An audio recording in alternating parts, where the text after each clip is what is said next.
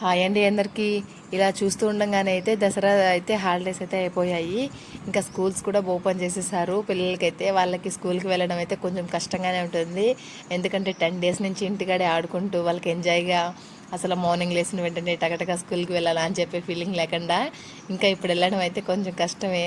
మా కైవల్య అయితే అప్పుడే అయిపోయాయా మమ్మీ హాలిడేస్ అని చెప్పింది. ఇంకా అయిపోతాయి నాన్న, ఇంకా అట్లే ఉంటే ఉండవు కదా అని చెప్పేసరికి ఓకేలే అని చెప్పింది.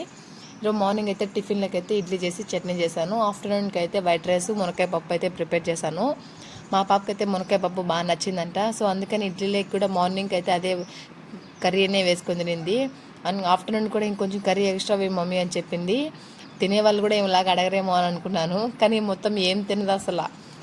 క్యారీ మొత్తం అంతా పడేసి మాత్రం తీసుకొస్తుందో ఏమో మరి. తిన్నానవా అంటే తిన్నాను మమ్మీ అంటుంది. ఇంకేం చేద్దాం, పిల్లలు ఏది చెప్తే అది వినడమే కదా. ఈ వీడియో మీకు ఎలా అనిపించిందో ఒకసారి కామెంట్ చేయండి. Thank you for watching.